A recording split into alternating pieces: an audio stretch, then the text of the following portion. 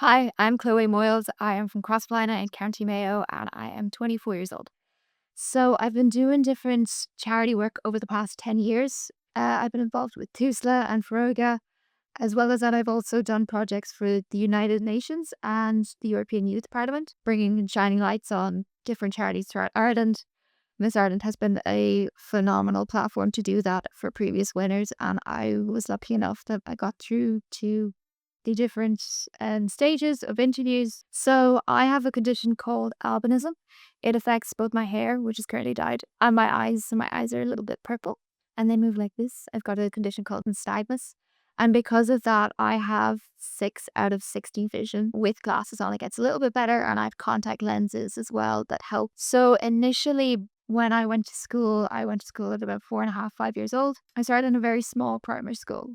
So there was about 16 to 18 people when I initially started in junior infants. At the time, there was no technologies that my parents knew of.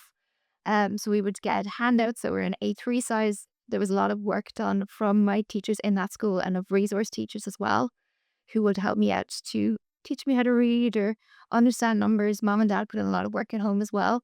And eventually, um, Helena Melbourne was able to get in contact with a visiting teacher called Joe McNamara because Mayo at the time didn't have a visiting teacher for children with visual impairments. So through that work is how I became involved in child vision. And that happened when I was in second class, and it really was the turning point of my education.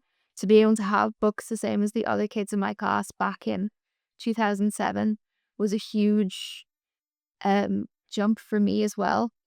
It also meant that a lot of people who were supporting me at the time, they could kind of calm down on their support, and I could lead a more independent life. So at this point I was able to read, but it was nice to be able to not have every page photocopied into A3. To have my own book that I could go to the shelf and pick up, to be able to open it to the same page or the chapter as the other kids and be able to take part in reading aloud as the other kids did as well really helped me. That, and as well as that, going from that into secondary school, my mom canvassed a lot for the use of iPads in schools. Although I do like the idea of having those large print books at a younger age, because 4 or 5 year olds and iPads, it's rare that they're actually going to stay on topic for education, or at least I know I wouldn't have. So I felt it was a good natural step to have the books first and then the iPad. And I've seen the work that you've done now, and I've seen that there are pictures in the books and there's places to write if you have a question to answer. That wasn't always a given back when it started. There's different covers for each book. When I started out, there were just maroon spiral bound books, which is great to have, but it's so nice to see that it's come on as well. In a mainstream school, getting those books for me really made me feel less different. And it definitely was my first big turning point in terms of education. As someone who is really passionate about education and accessible education. And it's something I've come to learn the older I've gotten, and I've gone to university and I'm now working a full-time job and 40-hour work weeks. It's really important to me to look back and recognize and to appreciate everything that I did have, especially from the help of Child Vision and of the school that I went to. Because without that, I think it would have been a lot harder. Having like an actual book that's your own book, or having those accessible needs met, or that extra bit of time given to you, it is exceptionally important for going on and living a more independent life, especially going to college and having to be self-sufficient and, resource your own books and learn how to read different books in libraries, and that type of understanding is something I didn't appreciate as much, having those large print books when I went to college and I was reading just normal 10, 12 print. Having the actual 16, 18, 24 print books was a big factor. And I look back at it now and I know my education would have been so much different had I not gotten that.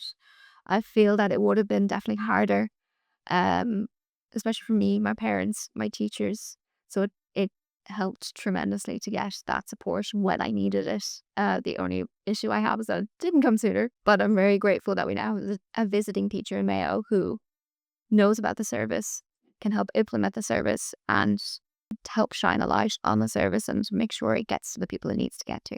For me, what a visual impairment means is something I've always said. It's that if no one ever told me, I wouldn't know. It's just that sometimes I bring things a little bit closer or I need things a little bit bigger. It's the only life I've ever known, and it's who I am, my true self. Yeah, I think a lot of times people look at the word visual impairment and they think, oh, she's a bit different, she's a bit odd. But to me, it's all I've ever been, it's all I will ever be. And I'm very proud of it. And I want other people to know that they should be proud of who they are too, regardless of what limitation other people think they should have, because it's important for you to know that you're not limited. There might just be a different way to do things.